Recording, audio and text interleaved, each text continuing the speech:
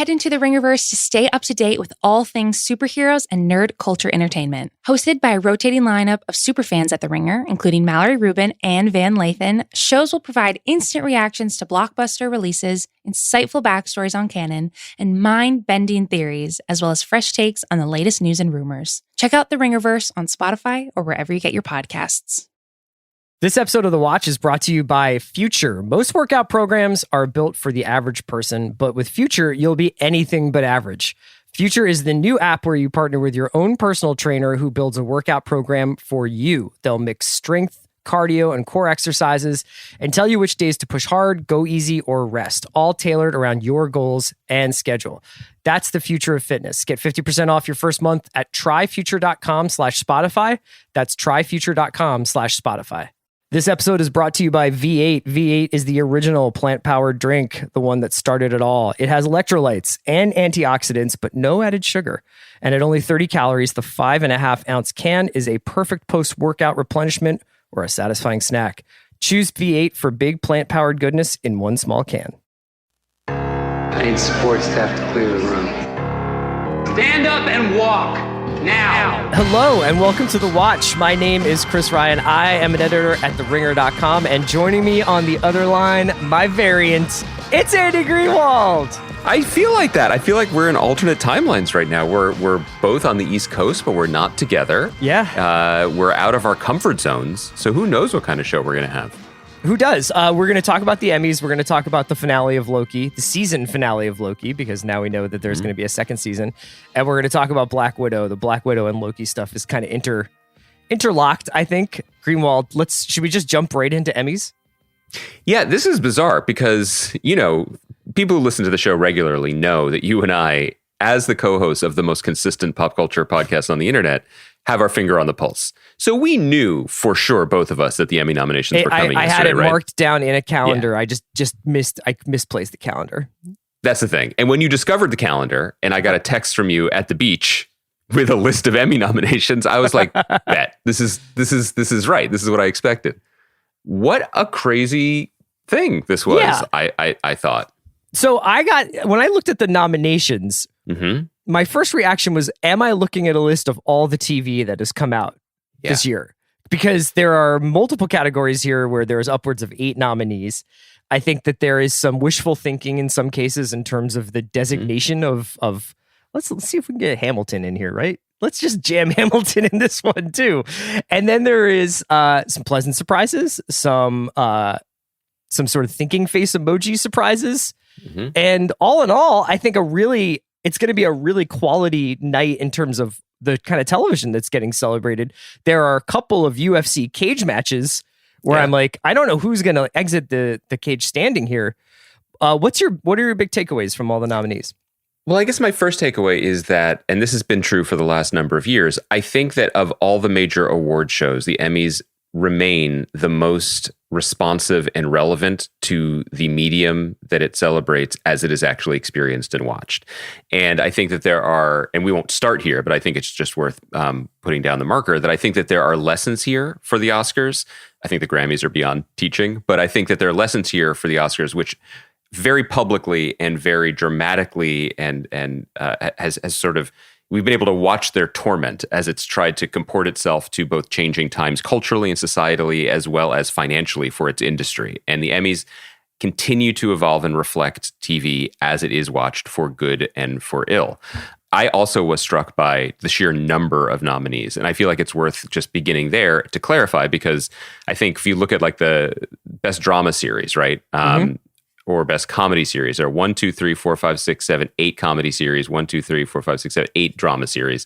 That seems quite a lot. And, I would actually argue that the 8 drama series are the 8 shows that are not limited, like on TV. I 100% agree with that. And we're going to talk about that too, because for as much as the Emmys have tried to keep up with the changing times, they are still slow in some areas, one of which is the division of ongoing series from limited/event/anthology series was, I understand why it existed. I understand why it's continued to exist, but they're going to have to figure something out, because if you were to remove those qualifications, whether one is limited, one is unlimited or whatever, what would this category look like? How many of the currently nominated drama and comedy shows would even be there if they had to compete against Mayor of Easttown or I May Destroy You, et cetera, et cetera. But I will just just quickly just mention that the Outstanding Drama Series, as we talk, I'll try to drop the nominees in here. The Outstanding Drama Series are The Boys, Bridgerton, The Crown, The Handmaid's Tale, Lovecraft Country, The Mandalorian, Pose, and This Is Us.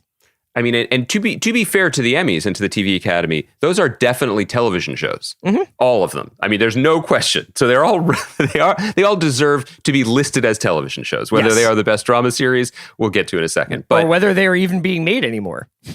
Another great point. Thus, making them limited. So this began last year, and I don't think we noted it. I didn't really notice it. But so because there's just so goddamn much television, the Emmys instituted a sliding scale rule for the number of nominees within each category that is tied directly to the number of submissions it gets. And for people who don't remember this or need to hear this every year, networks submit or performers submit themselves basically in whatever category they feel is both appropriate and that they kind of have the best chance in. There's always things like Hannah Einbinder on Hacks was nominated. Congratulations, phenomenal. We love that show. As supporting actress, she's kind of the co-lead with Jean Smart, but this was a smarter play, I guess, to submit herself or have herself submitted as supporting. So the sliding scale is if they only receive 1 to 19 submissions in a category, that means there will either be 0 nominations up to 4. 20 to 80 submissions equals 5 nominations. 81 to 160 submissions, 6 nominations. 161 to 247 nominations. 240 and above, 8 submissions. So there are several categories that got 240 or above submissions. Or above. And you know who's happiest about this is the billboard industry in Los Angeles, because every one of those got a billboard for your consideration. Yes. Not for our consideration, but for whoever is voting. I'm going off of last year's info. Last year, there were, I believe, 8 in both categories as well. There were over 280 submissions in the comedy and drama categories last year. So when you say submissions, you mean different elements of shows submitting for... No, that means 200 for the drama. Let's just take best drama series. 280 drama series submitted themselves for consideration in that category. So I watched a lot of TV last year. There were 280 drama series who got up in the morning and said, you know what I am? A best drama series. I mean, yes. I guess what it probably is like literally every show that is a running drama, like Virgin River or whatever, like all Big Sky, every single show probably was just like we are submitting ourselves for Emmys. Okay. They 100% do. Yes, that's every, every Dick Wolf show submits itself for best drama. Okay, There's that makes more sense. No question. And so here we are. So that's why there are just these eye-popping numbers. But I think that we should probably start here again. And why don't we go through this cage match, like the absolute blood sport that is the limited series, because this is really where a lot of eyes are focused. And I think it really speaks to the issues that the Emmys are going to face going forward. So to Andy's point, if you were to put I think any of the drama series, with possibly the exception of The Crown and in some corners The Mandalorian and in some corners The Boys, up against these limited series, it would be hard to see no limited series. I would not lose any of these limited series against the drama series. I May Destroy You, Mayor of Easttown, The Queen's Gambit, The Underground Railroad, WandaVision. So 5 limited series nominated.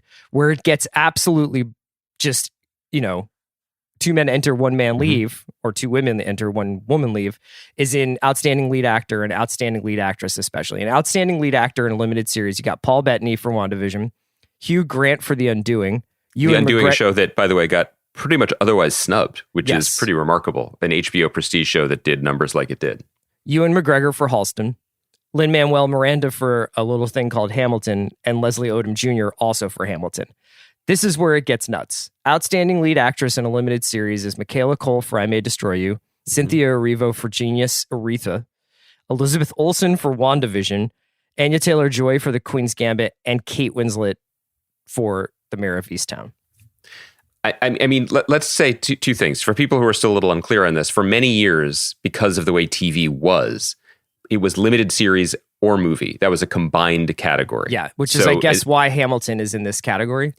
Because they have yet to separate the individual acting awards the way they separated the series awards. That is something that they need to do immediately, and they probably will do starting next year. But in the meantime, so when you watch the Oscars, and as we've seen, I recommend people listen to Big Pictures, the awards show, the Oscar show that they do, where they just talk about the sort of nature of the awards throughout the year.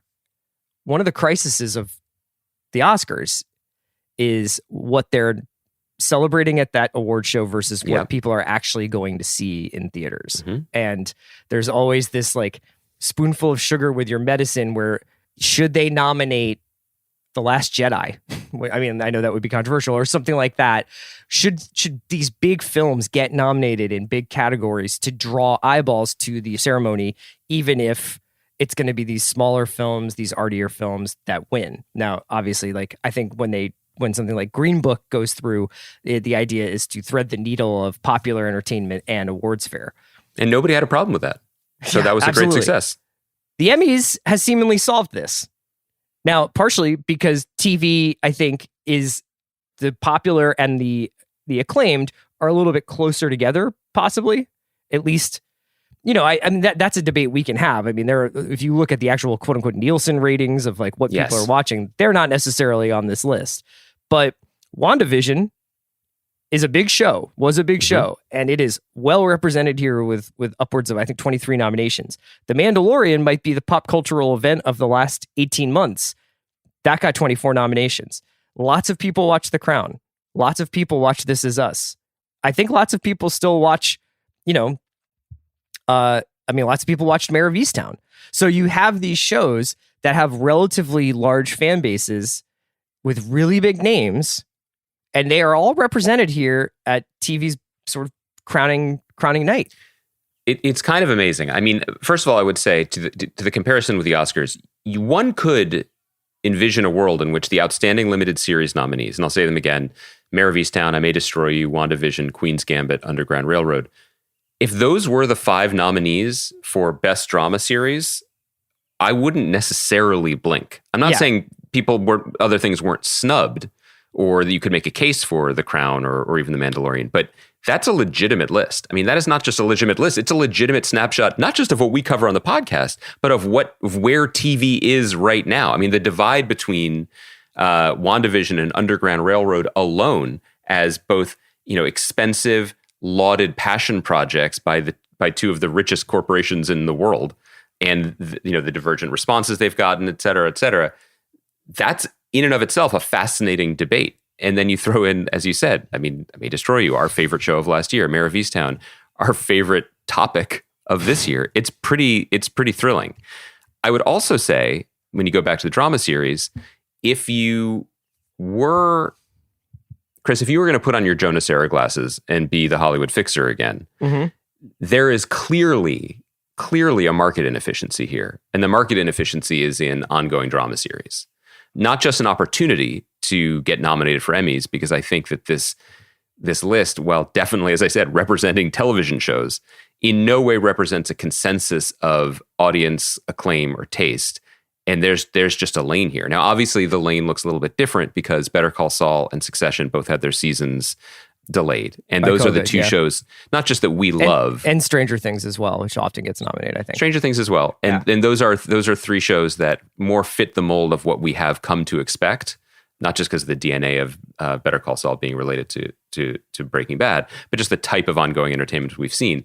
But there's a market inefficiency here. And it also does speak to the changing marketplace writ large, which is, as TV was, moving towards a more prestige model and get eyeballs model, and particularly as the streamers launched and they wanted big ticket IP or big ticket star power, the difference between getting Kate Winslet on a 1-year deal. I mean, I know we do sound like baseball GMs right now, but getting Kate Winslet on a 1-year deal versus signing a cast of absolutely outstanding, lesser known people to 7-year deals, the economics of that start to come into play, and we start to see how it plays out in terms of response and awards recognition. And piggybacking off that take, I would just say that if you look at this Best Limited Series with a couple of exceptions,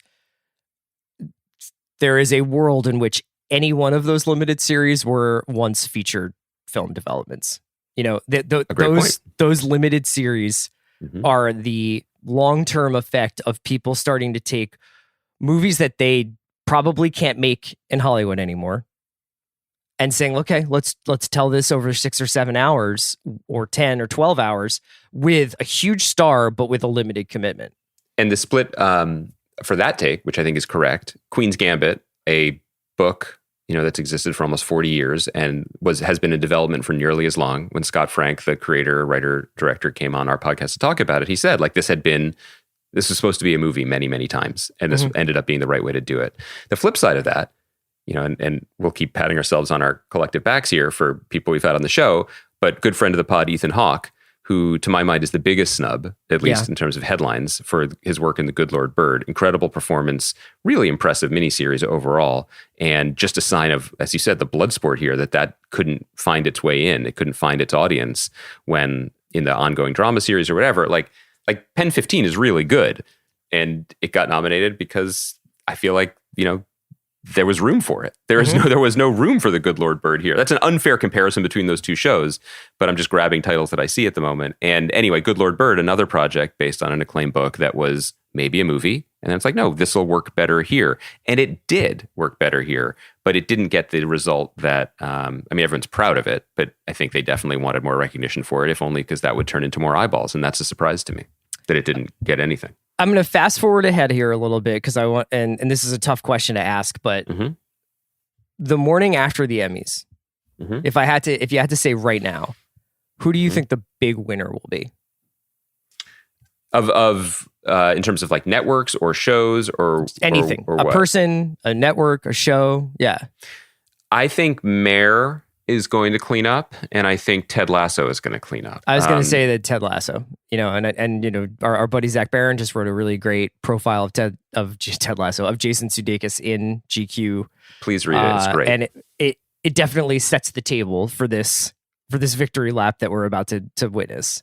And I say this as someone, I know people don't believe me. The show didn't feel like it was for me at the time. I'm not casting any aspersions on it. I loved reading the story. I loved what Zach got out of Jason Sudeikis. I love what Jason Sudeikis is putting into the world. And what he's putting into the world is the rare thing where it's both genuine, in terms of an emotional story. It's genuine, it's reflected in the art in the show, and it's a great story. And it also has a little bit of tabloidy piece because of his personal life and the upheavals that went on during the making of the show.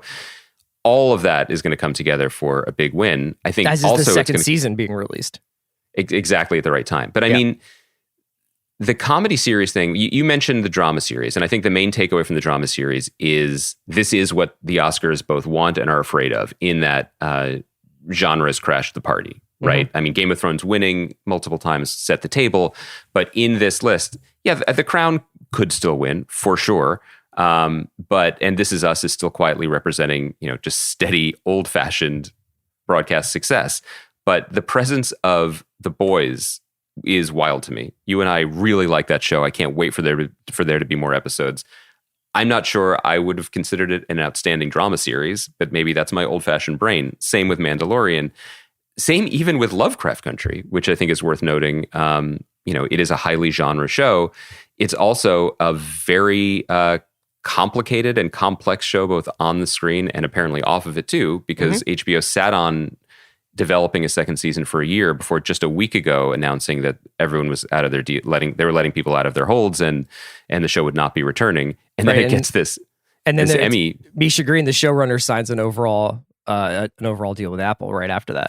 Yeah, it's interesting. The backstory I would love to know about. That show just fundamentally didn't work for me, but I guess it clearly worked enough for Emmy voters. But anyway, this is what, to a degree, what the Oscars would look like if Endgame was nominated for Best Picture. Right. The comedy thing, maybe comedy has just always been incredibly subjective, and you and I, Chris, grew up in an era where there just weren't that many choices, so we had things like Friends or Cheers or Seinfeld to kind of quote-unquote unite us, even though clearly not everyone was watching it. But I think you'd be hard-pressed to find someone who likes all of these shows. Do you know what I mean? Or at least finds them all funny. So because they're so deeply funny in so many different ways. I'll list them. The outstanding comedy series. Blackish, Cobra Kai. What a success story, by the way, from kind of a YouTube show. Yeah. A YouTube, what felt like almost an inside joke, to a huge success on Netflix and now an Emmy nomination. Pen 15, Emily in Paris, a show I don't think anyone likes sincerely, but maybe that's just me picking up, Have you seen any of it? The zeitgeist. No. Okay. So I shouldn't. No, I wasn't like you're missing out on Ernst Lubitsch movie. I'm just saying, like, I was just curious whether you would actually is Emily in Paris in the Le Bureau extended universe of Paris? Hacks, Ted Lasso, Flight Attendant, Kaminsky Method. I mean, what a bizarre range of shows. Again, maybe you could look at that and say this celebrates the breadth of where television is right now and the options for comedy that a show like Flight Attendant and Pen 15 are even considered in the same category. I found it fascinating. I also found it almost... What do you think about this before we... And we should get out to the big Marvel stuff, which maybe says more about where the industry is than even us narrowcasting our thoughts about the Emmys. Am I still holding on to that monoculture piece that we often bump up against, that we're used to, that this should somehow mean something or represent something? I guess I'm still processing my reaction to just how disjointed and digressive that the drama and comedy nominees seemed to be. A collection, to my mind, and I say this with love and respect for a lot of the shows, a collection of Bs to B pluses with a couple C minuses thrown in. Well, I don't know. I mean, I wonder whether there's something to... It's arguably a golden age of comedy on television right now in terms of the variety of stuff that you can find, in terms of the amount of formal innovation that's going on across the board. And that's whether you're an I Think You Should Leave fan or a fan of something like Ted Lasso, things on sort of polar opposites.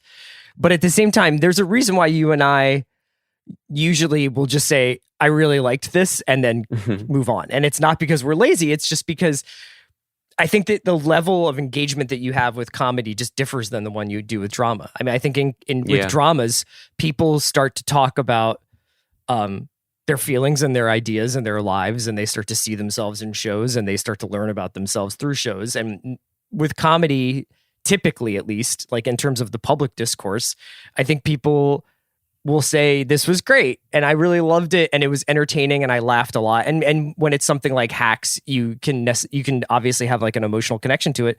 But the second half of that Hacks season is essentially a drama, and there's large swaths of, I would even say, Flight Attendant, which is like a thriller. It is a thriller. So yes, it's kind of weird. It's like, I guess, in the same way that we have these sort of sliding rules for limited and what's a limited series and what's an ongoing drama series, I think with comedy, you're seeing in there a list of shows that are, comedy is just the first thing that they are, and I would be curious to know what would happen if they somehow made that you have to have 3 laughs per page rule. Would you see a different collection of comedies there? I think the other thing worth saying, or worth noting, probably 2 other things, and then we can move on, because obviously we'll talk about the Emmys when they actually happen. It's clearly an issue to represent an entire industry when there are upwards of 400 or 500, 600 shows per year.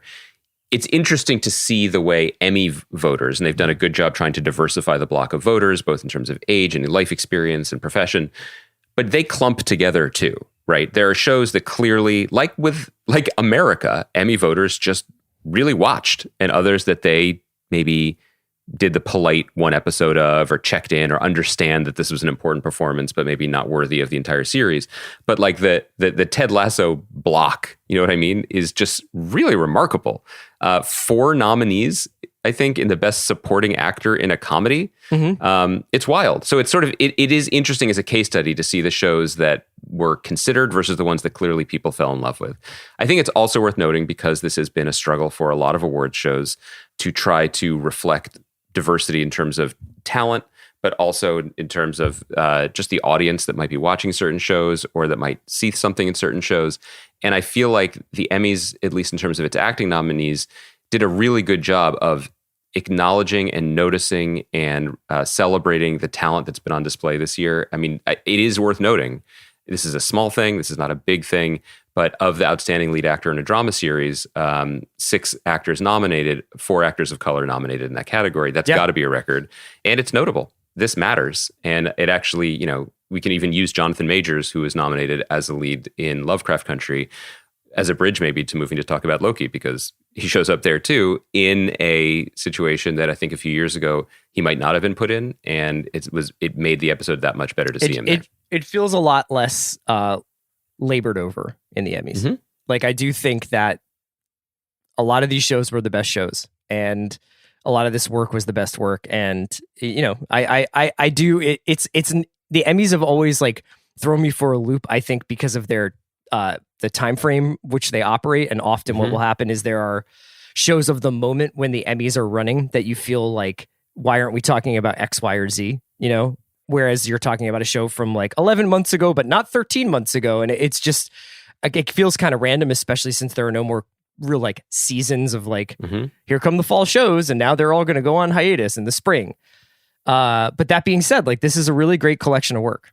I love that you used the word labored. I think that's right. I think that the thing that the Oscars may never be able to overcome is this self-regard, which is earned because movies, good job by you, movies. You've done a lot of great work, but that it is an art form that is somehow existentially artistic and uplifting and exhilarating and mind expanding. And TV has always had second kid syndrome. And it's just like, well, we're just TV here. And because of that, and it's worth noting the prestige divide that we're starting to see in the limited series. But something like Bridgerton, which is a show I have not watched, and I apologize, we don't really cover. People love that show. That is a huge, huge, huge success. Yeah. Credit to Shonda Rhimes, who is brilliant at this and who just redid her Netflix deal, which appears to be finally putting her in the pay grade she honestly deserves, equal to a Ryan Murphy or someone else in that Netflix stratosphere. But it's not debatable. Like, I get why Bridgerton was nominated for Best Drama. It's a huge show. People loved. Regé-Jean Page gets nominated for lead actor in a drama series. Yeah, because he was the star of one of the biggest shows of the year, and he became a big star from it. Yeah. Like, it's not that complicated. And I think that's when the Emmys really shine and allow us to sort of be slightly critical, but generally enthusiastic, because it does feel like it is trying, if sometimes clumsily, to wrap its arms around a very contentious, thriving medium. Yeah. And you know what? Like, I think that there's a wolf at the door feeling with a lot of the superhero stuff and a lot of the franchise IP stuff that's happening in Hollywood. I think at this point now, it's more rare to find somebody who doesn't work on one of those things or aspire to work on one of those things to then find somebody who turns their nose up at it. But there seems to be a much more like, hey, the playground's open, man. Like, if WandaVision is good and if Mandalorian is good, and despite issues we've had with all these things, I think that those shows are very worthy and in a lot of ways represent the last vestiges of, hey, this TV show is important. Everybody's watching it and talking about it. Yeah. In some ways, the way that Disney is doing this by creating this much attention for things and releasing them once a week is about as TV as you can get. So I guess that's a perfect segue to get into Loki's finale and Black Widow. So we'll be right back after a quick break. This episode is brought to you by Bank of America. You're ready to get back into yoga, so you ordered the essentials: a non-slip mat, yoga blocks to keep balance, and an exercise ball. And you used your Bank of America customized cash rewards credit card, choosing to earn 3% cash back on online shopping and up to 5.25% as a preferred rewards member, which you put towards your most essential yoga gear, noise-canceling headphones. Apply for yours at bankofamerica.com/more rewarding. Copyright 2021 Bank of America Corporation.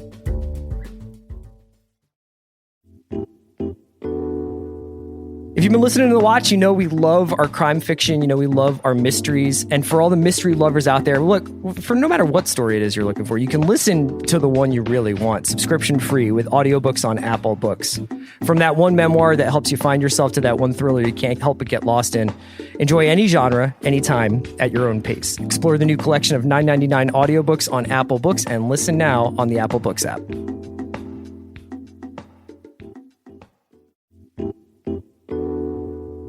This episode is brought to you by Heineken. The summer of can is here with Heineken. That means you can do things like go to parties, go to the pool, and rock whichever tank or swimsuit you want. Heineken loves a natural bod because Heineken is made from 100% natural ingredients with premium malt and their famous A yeast.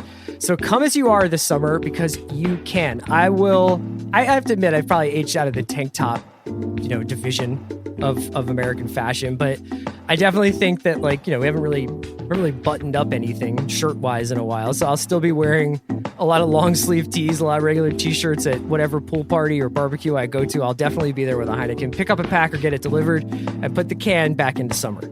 Must be 21 years of age to purchase. Please drink responsibly.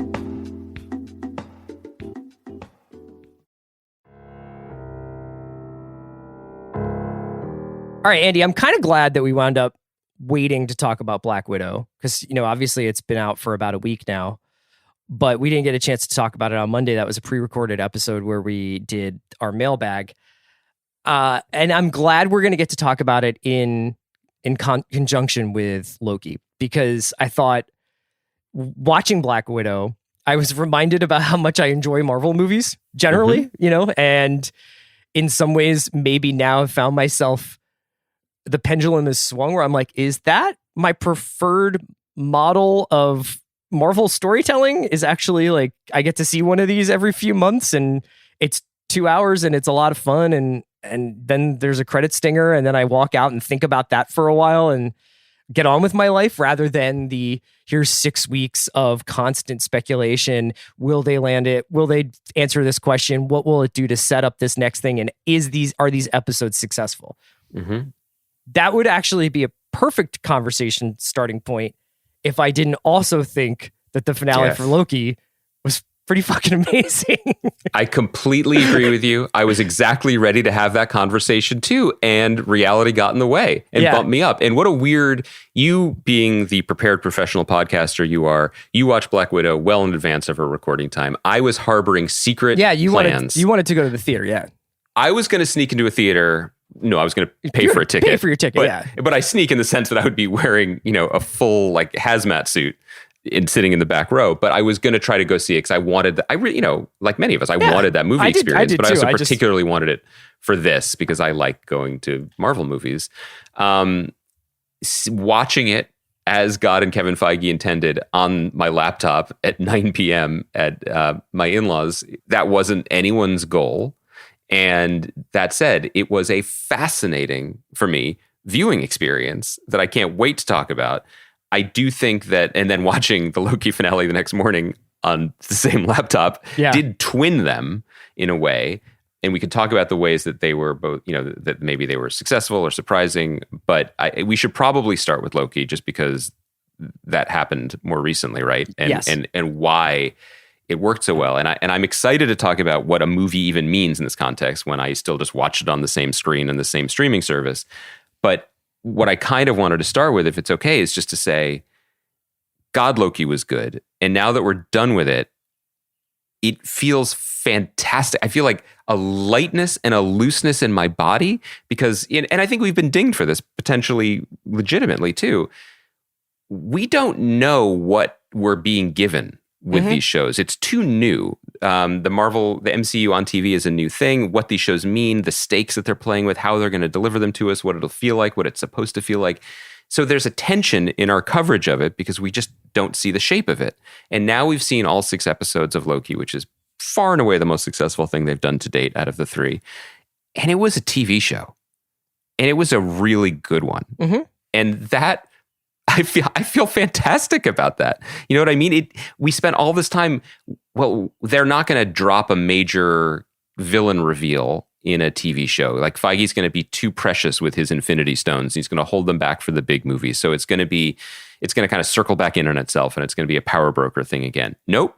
Here's Kang. We got Kang. Yeah. But also, we got the nice version of him. Yeah. We got the nice Kang. Yeah. It's not just going to be, it's not just going to feel neutered because at the end, it's a very, very long trailer for Ant-Man 3.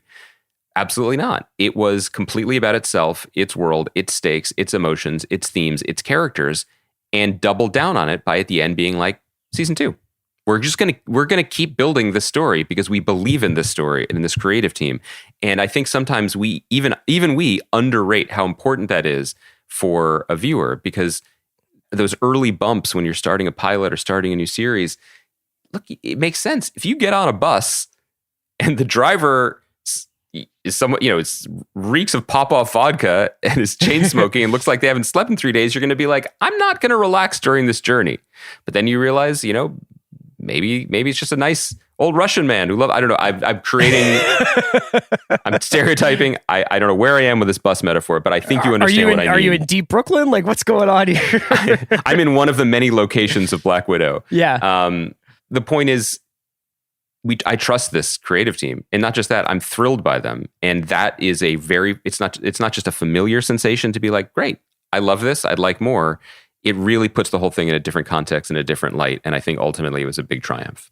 Yeah. So speaking of that, how many fake outs are we going to get? Like, how many times are we, because now I think after 3, the Marvel TV structure has been pretty well developed. There is going to be some combat.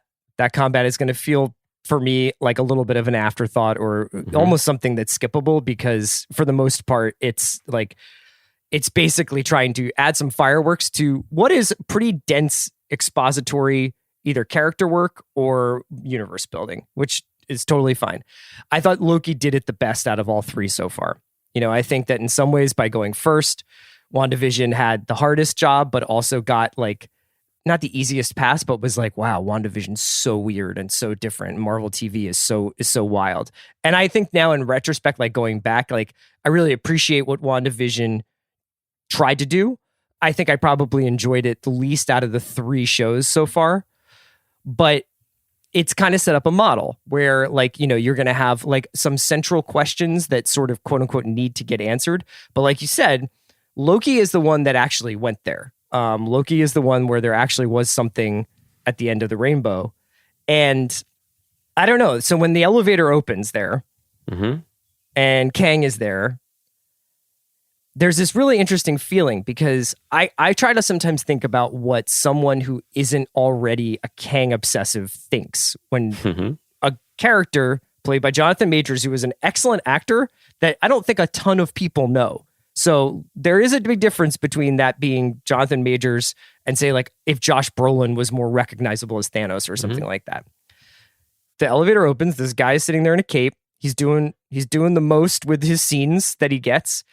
And for me, I'm like, I have heard about this guy, but I still need them to do the, this is who I am, this is what I want, and this is what you need to decide work. And they did it. Like, I don't even know if he ever says that his name is Kang. Never named. I think he says I've been referred to as the Conqueror or whatever. But I actually thought he did a pretty good job explaining, what is going to be Secret Wars, right? Like, he does a pretty good job being like, yeah, man, like there are all these different realities. I was partially responsible for discovering them. Then me and all my variants basically fought, and I won, and I keep a lid on chaos, much to the chagrin of people like you who get their hearts broken at their lot in life.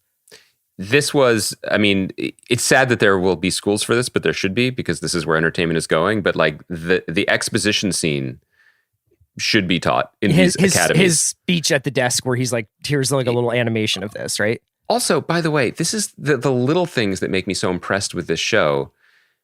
That was a over 10-minute talking scene. But this has been a series of over 10-minute talking scenes with great actors and very light balletic dialogue, and it's a pleasure. And the little conceit of the little the sort of Warhammer figures forming on the desk of the story, great. It communicated the information and it simplified it. And this is what, more than anything, what Kevin Feige has done best in this unprecedented run, which is find, in a way, this is what does make him kind of the heir to Stan Lee, not just in terms of his position at the company, like a pure, universal, simple thing, and communicate it. And then you can dress it in all the chaos of the multiverse and people will go along for the ride. And doing that with Kang was amazing. I think what was also amazing, and this is kind of what I was referring to before, is that elevator opens any other time in pop culture, popcorn movie history. Jonathan Majors isn't the one in the cape. Yeah. It is 1,000,000% Paul Bettany or Paul Bettany type, a mustache twirling British actor, white British actor doing that and playing that role. It is incredibly liberating and exciting for it to be a different actor, not just an actor of color, but a young actor with serious stage chops. Who, as you said, people don't really have a fixed opinion of yet. He was very strong in Lovecraft Country, but he was the straight man. He was the lead. And he was sort of a muscular, brooding figure in that. He was great in The Five Bloods, the Spike Lee movie, but again, a supporting role, and you don't really get a sense of him and how surprising and electric he is as a performer. And he was encouraged, as generally only the Gary Oldmans of the world had been previously encouraged to do. Eat every line of dialogue like it's that Apple, dude. Yeah. Go for it. Because you got Hiddleston, you got Sophia DiMartino there. This is a great trio. But they're like in the audience. Like they just sit there in those chairs and they're in the audience for him. And he gets that. Yeah, you're right. Like probably, 15 pages of a speech to give where he's essentially explaining the last 5 episodes of TV that we've watched and probably the next 5 to 10 years of movies we're about to see. Yeah, because by removing this benevolent, apparently, version of Kang, we are now going to bring down the reign of chaos of potentially, thousands more. And the beauty of it with this variant thing that they've introduced in the series is Jonathan Majors, is already signed to play this character, different iterations of him multiple times, but there can be variants. This can just be a thing that keeps happening. And it suggests a way forward for the larger Marvel storytelling machine in that now we see what a lot of this is going to be about, but we have also seen that it is possible to keep a lid on it. So it both blows out the idea of stakes because now everybody can die and everyone can be a variant and anything is in play, which is important for comic book storytelling. But it begins from a place of, but it wasn't always like that thanks to this one character. So we could go back to that. So we could put a lid on it so people could, it always comes back to living and dying, but characters could die again. Like Tony and Natasha are still technically like they are dead, and those characters, like the actors who play those characters, perhaps will not return to the Marvel universe. But I would be very surprised if in 10 years or whenever this culminates, if before the end of this next phase of Marvel, we do not see Scarlett Johansson and Robert Downey Jr. again in some capacity.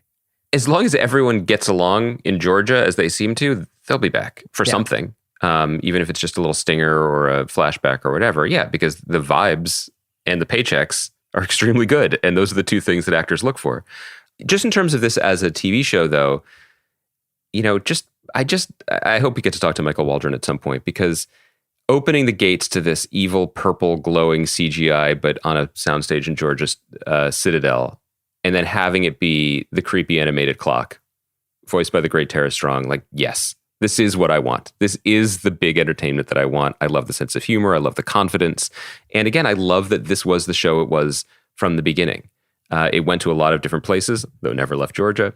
And yet it stayed true to its tone and its point of view. And a lot of the credit has to go to Kate Herron, and I mentioned Michael Waldron and this incredible cast that they put together. But I also want to shout out Natalie Holt, who's the composer, who's a young British composer who you can read about her in Variety. I just did. Like the attention to detail and the character work that the music did by combining these kind of enormous Norse choral pieces, but also theremin. Yeah. So brilliant. And so, I'm not sure what the word even would be, because there was just a consistency of the artistic vision and the chances taken and the tone that is incredibly hard to balance. And that's also what made this a successful TV series, not just because I think sometimes when we say this is a good TV show versus a movie or whatever, it's because we're like, well, they swung for the fences in episode 2 and that was so great. In episode 4, they swung for the fences and missed, but that's what TV is.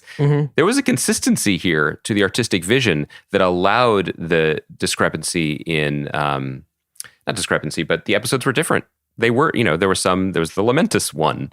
There was the Before Sunrise one, right? And then there's the wacky Richard E. Grant and Spandex one, but it was always the same show in a way that I really loved. Yeah, in some ways it kind of reflected the level of control that I guess Kang exerted over the bureaucracy and the TVA in the first place, where I feel like this was one of the first Marvel TV productions that didn't feel in some way claustrophobic, because I think that there's the fact that they have such like a great production line going where they're shooting in Atlanta, and obviously they go to other locations, but like there's something about the consistency of that I think also sometimes can feel a little samey from show to show. And like when they're obviously like interior bound, it feels a little soundstagey. Now that was the point of WandaVision, but I thought sometimes when I was watching Falcon, I was like, this definitely just feels like the most generic, like European street you could possibly imagine. Like that was one of the things I really liked about Black Widow, is it felt a little bit more out in the world. They kind of inverted the claustrophobia with Loki. They were like, well, if it's all of this, basically like purple mist tree branch off of a timeline fantasy, we can control everything. You know what I mean? And we can make it look as crazy or as beautiful or as haunting as we want. And then when you get into what a bureaucracy that ran time looks like, it's kind of awesome. You know what I mean? It is kind of cool to have this sort of office comedy going on. If anything, I have to say about Loki is I kind of wish there had been more case of the week, Owen Wilson and Tom Hiddleston go chase down a variant and then come back and shoot the shit with a guy who doesn't know what a fish is kind of stuff. Like they moved past that pretty quickly into Lady Loki or Sylvie and figuring that whole idea of like your variant out. Yeah, I mean, I have to say that, and I never expected to say this about a Marvel show, is I kind of want to stay in this fishbowl. Yeah. Like I this idea of a evil Time Lord and then the two Lokis trying to get back together so that they can perversely love each other. I mean, it's so bizarre and it's such a richly drawn ecosystem that now I feel stingy. All of these characters are, of course, going to be bound for other productions, or even if they're just cameos. And maybe, as you said, like if Kang is the big bad and this is where we're headed in the MCU for the next 5-10 years, it's inevitable. But I kind of want to stay here. I want to stay in this particular version of it. And the other thing I think that's worth noting, that one of the reasons why this show might feel a little bit triumphant and a little bit different is because the great success that Marvel has had both in its comic books and in its film storytelling for the most part, and I'm sure there's going to be an exception that I'm overlooking. Generally, they are stories about ordinary men and women who become who become gods. And this was a really smart and fun illustration of the inverse of a god becoming a human. Yeah. And Hiddleston is fantastic at it. But it actually felt like there was the space and the intellectual writing chops behind all of it to wrestle with those questions. So when they had philosophical debates or divides or whatever, it was both entertaining and it was thought-provoking, you know, about what it meant and what their fate was and free will. I'm so tired of science fiction shows where people just, yell in capes about the importance of free will. But at the end of this one, they had those debates and they had those conversations. And our hero, who is a liar, was basically like, maybe we shouldn't kill the dictator. Maybe what we have is the best. Maybe this is like the best it's going to get. And maybe we should. And he's a unique voice. He's a unique advocate for that position because of what the complications of the character have been. And I really enjoyed that. How worried should I be about Kang? Like how bad are the bad versions of Kang? So bad. Yeah. real bad. I mean, I think that one of the fundamental things of what the character has become over the last 40, 50, 60 years of storytelling is that one line that is almost a throwaway where he's like, I've seen the alternatives and it's just fire. Yeah. Like, yeah, that's how bad it is. And the thing about a character like Kang is that there's always another one. Always, it's built into the DNA in a very comic booky way, but it's not just Lex Luthor never quite dying. It's a character who is always 10 steps ahead or 10 millennia ahead and flipping backwards and then showing up when you least expect him sometimes in forms you least expect him to be in. So how different would you have felt if the elevator opens and Ravona's there and she's like, I have another file to show you.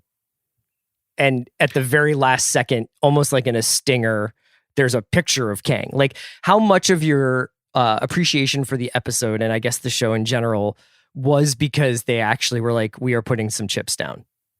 It was everything. It was totally everything. Because what it was doing was saying that this show did matter as more than a widget. As much as I understand how foolish that sounds to a degree of like this mattered. But in terms of this just being an extended trailer for Ant-Man would have really, really been disheartening, especially considering what great work people put into it. Mm-hmm. It suggested that there is not just a point to this storytelling, but a point that exists within the world of the television show Loki that we will continue to explore and be a part of. I think it would have been kudos to everyone for acknowledging this and recognizing it. It would have been a really bad feeling to have laid such wonderful groundwork for just a punt in the final moments. Right. To end on penalties, if you will, Chris. Very frustrating feeling at the end. Let me reverse that question. Okay. Did you feel like Black Widow was a trailer for Hawkeye then? In the end, yes. It's great to start at the end of these things, because I have a lot of very positive things to say about Black Widow, many more than I expected to, and I'm excited to talk to you about it. But it was it's very odd that the end of Loki, not just the stinger, which was only saying that there's going to be a season 2, which is great, but that Loki felt like it had more to say about the Marvel Cinematic Universe ultimately than Black Widow, which was a movie and used its stinger to advance a TV show. Yeah. Now, I don't know what that stinger may or may not have been had Black Widow come out when it was supposed to come out, which would have been last summer, right? So theoretically, it may have been totally different. Yeah, I don't know what show it might have been. Maybe it would be Falcon. I don't know, because that's obviously where we see the Julia Louis-Dreyfus character for the first time. But yeah, like I felt like for as monumental, or I mean, at least within Marvel terms, is the finally a standalone film for the Black Widow character is supposed to feel. The very end of it felt almost like clipped, and it was odd. It almost makes me think, oh yeah, well, in some capacity, she will definitely be coming back. Like Natasha Romanoff will definitely come back into the MCU, because they didn't do 10 minutes of teary tributes to her. You know what I mean? Like the way they do for Iron Man, the way they do for Captain America, the way they would do for any number of characters. I think that I think there's two things to say, and one is addressing your comment, but also inside of it is my larger complaint about the film.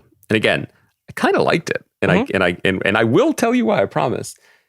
For me, what's always been the most appealing thing about the character, particularly when peeled away from the Avengers, a group that she is not the most natural fit for, because she is a mostly unpowered, although apparently she's concussion-proof, Russian spy who has killed people and works best alone, et cetera, et cetera.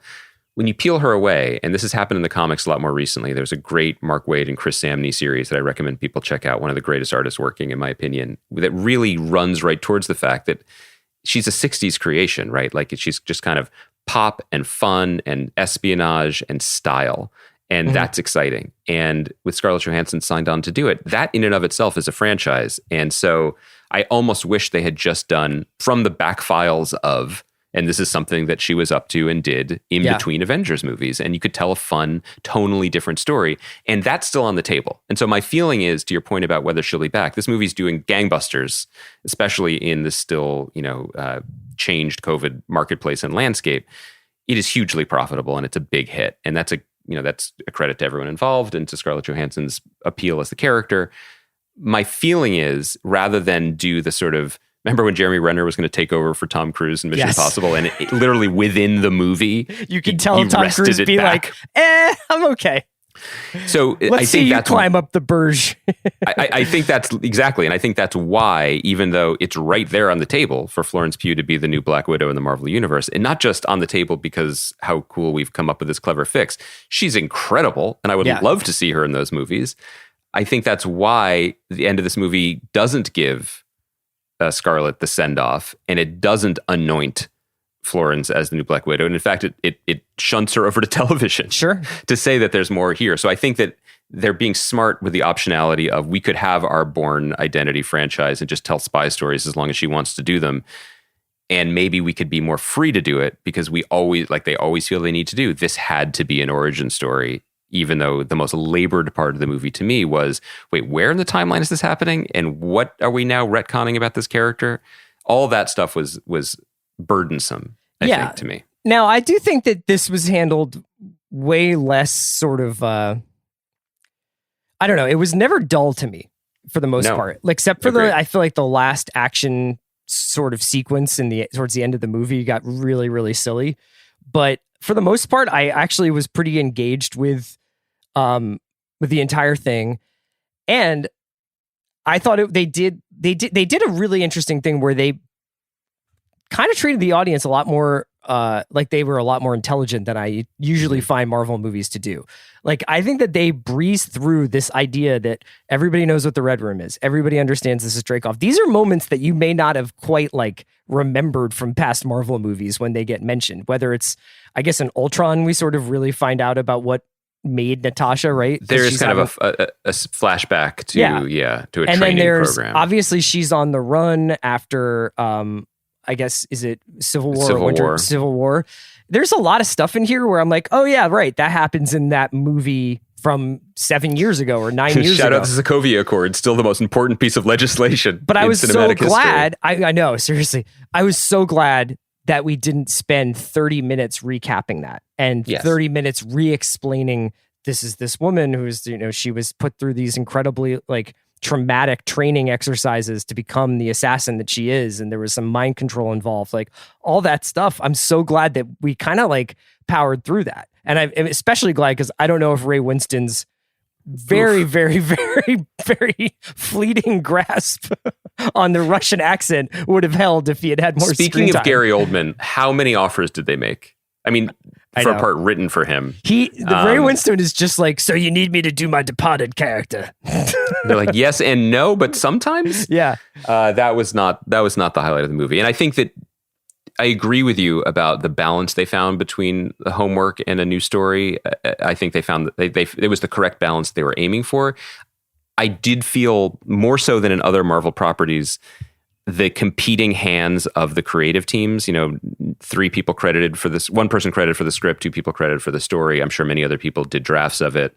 There were moments that just shone and sparkled and popped, and there were moments that felt more like homework or drudgery, and the balance between them felt more abrupt. Sure. The transitions then generally. I think it's worth mentioning at this point, you kept talking about a straw person who wasn't familiar necessarily with Civil War or whatever. I would like to offer my wife, hopefully she is okay with this.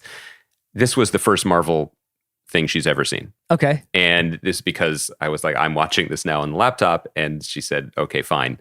And did she ask every 30 seconds, who is that and what are they doing? No. In fact, I said, before we start, I think it's worthwhile for the experiment to see how this movie just hangs if I say nothing.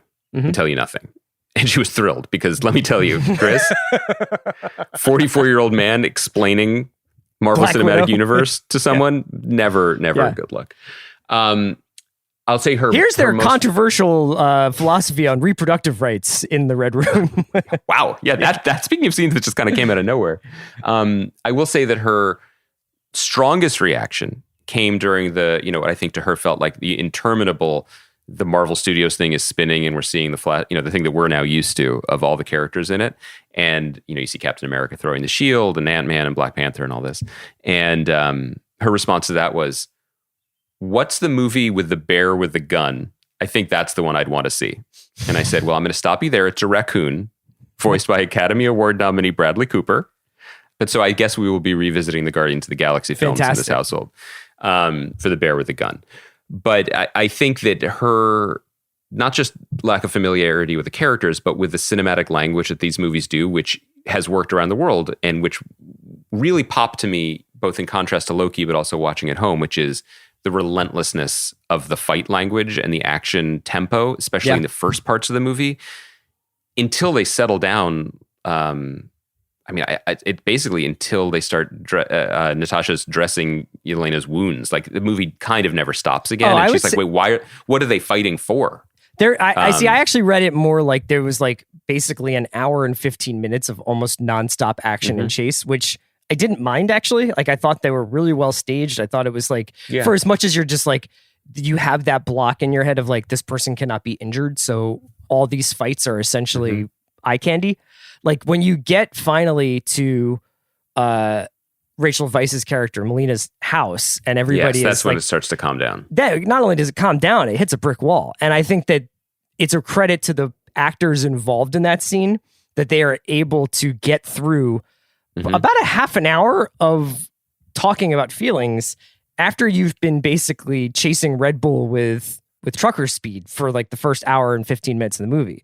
Yeah, it's not a natural cinematic language for people who and have I think been watching that is actually Claire's Knee on something the that Criterion Marvel, Collection. they have an issue with that, where it's like, there's the sort of Raiders of the Lost Ark idea that something like action has to happen every 10 minutes to re-engage the audience. I think Marvel has a tendency to have that happen every 10 minutes, but then when they have any quiet moments, they are really quiet. They're really, really like four people sitting in a room talking about what it means to be a superhero, And I think this is generally true. It's almost as if a different creative team is responsible for them. And creative team is a very fungible term, but I think it's well documented that when Marvel recruits and works with directors, particularly directors that they think are interesting or exciting or have vision or work well with actors, they say to them as part of their sales pitch, "We will help you with the storyboarding of the action stuff because we know how to do that." And I think that's worked for a lot of people. I don't mean that as a dig at Kate Shortland, who directed this film, and I think by and large seems to have done a very good job with it. It didn't anything that I'm personally dinging. Didn't seem to me like to be directorial missteps. But let me give you one other way into this movie, which was my way into it, and I was feeling very pessimistic and negative about having to watch this on my laptop, because I couldn't even watch it on a TV because where I'm at, that wasn't even possible. We do not have a device to do that. So watching it on my laptop, feeling bummed about it. And the experience I had, though, for the first 20 minutes of this movie left me feeling something very strange and unexpected. And it took me a minute to realize what it was. And it was like the experience last year when the world shut down. And then all the best restaurants in LA were like, okay, you can just have our food at home. Do you guys want takeout? Yeah. And so then you bring home these like unassuming, non-promising boxes and you open them. And then you have sensory overload of like salt and fat and flavor that you never have in your home. Yeah. And so I was staring at this movie on the same box that I watch, Loki on. Loki's not a good example because Loki's obviously from the same kitchen. Yeah, but then you get like mad overhead shots of European cities. And then when you get to the end of the movie, they're like, thank you to the people of Oslo and Budapest for letting us film there. Chris, the opening, which is just like Beasts of the Southern Wild or something. Yeah. Meets the Americans. And by the way, I felt like it was better than the Americans' final season. The first 10 minutes of this movie, I was so in. I was dangerously in. Like, I couldn't believe how transfixed I was by the opening. The blue-haired girl, and where are they going? Now they're on a plane, and what is even happening? And I was thrilled. And that was fun. That was honestly fun. And in some ways, maybe it made me overrate the film to a degree because I was just so on board. There clearly is, and maybe it's location shooting, it's tempo, it's pace, it's budget, but there is a difference still. Yeah. And it was nice to see. There's also the difference for the fact that we did not spend 4 hours wondering who Taskmaster was. Right. Which is exactly what would have happened if this had been a show. We would have spent a month of our lives being like, who's Taskmaster? Who could be the Taskmaster? Now, I don't know if in comics that's a well-known thing. When you're reading, you're always aware of that it's Dreykov's daughter or whatever. But like, when I was watching it, I was like, cool character. Shout out Olga Kurylenko. And then like she gets dispatched within the confines of a movie. Now, you may be like, that now is like sort of like an afterthought. But if that had been a show, we would have had a very, very like long debate about like, how are they dispatching this person and who is going to be the Taskmaster when they finally like reveal who it is. And it could be this person or that person. And what will they mean for future episodes or for future seasons of TV and the movies? What was most noteworthy to me, I guess, in the midst of this, in the fight scenes and the backstory and whatever, is that there was still room for two of the most noteworthy, memorable, and to my mind, fantastic performances in recent Marvel Cinematic history. And we've already mentioned Florence Pugh. We should circle back to her before we're done. But I do want to just take a moment to stand up and salute David Harbour. I hope he gets to share a scene with Jonathan Majors at some point. It's a similar thing, right? And I throwing think ham sandwiches at one another. He does have a gravity, though, Harbour. That like he's good at this in almost everything he does, where he can be extremely broad in the margins or in whatever the genre, expectations are. And this is true in Stranger Things too. But because of the pathos that he just carries as a performer, you buy it and you feel for him. And I loved what they did with the character, the Red Guardian, which does exist in the comic books. I love this sort of just deep comedic sadness to him. And I also thought that there were moments, and again, that just sort of bubbled up out of nowhere. And I don't know if these were revisions or like a script doctor or one of the people who worked on it, particularly that was what they did. Whether it was, Jack Schaefer, we should note, who has a story by credit, who's the showrunner of WandaVision. But like the whole bit with the earpiece, right? There's the moment later in the movie where Rachel Weisz is communicating with Florence Pugh, and then David Harbour decides that he also wants to speak to his adopted daughters and says some things, and they're like, "You don't have one. You don't have an earpiece." Yeah. It's just great business, and it was a lot of fun. And this idea of this weird, superpowered fake family, in and of itself, is a good idea that got as much attention as it could in the midst of all the explosions and the larger MCU significance. But I thought that was great. Rachel Weisz getting to be a Black Widow is just awesome, as a huge fan of hers. And Florence Pugh, like, it's one of those things where they were like, yeah, you're next. Sure. You are the next person who can do this. And in some ways, they're betting even better. Right in a lot of ways so far. Yeah. I mean, when you think about it, all these shows have sort of been, if not make goods, they're like, you know what, we're gonna spend a little time with some of the secondary characters that you know and love from these 10 years of movies. And in the process, they have introduced a couple of pretty cool new people.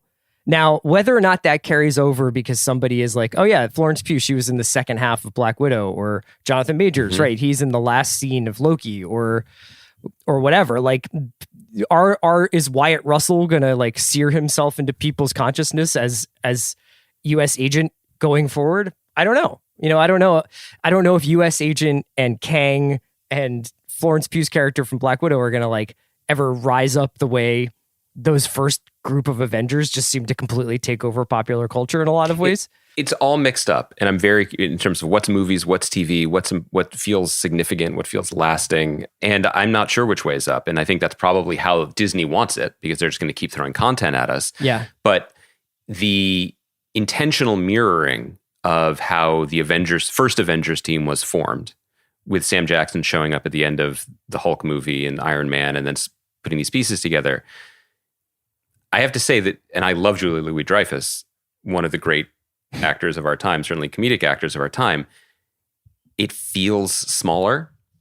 It just feels a little smaller. It feels like, and maybe it's because she's assembling the Thunderbolts, not the Avengers, and she's particularly targeting the people who are like the knockoffs of the original heroes, and that's where we're going with the secondary versions, et cetera.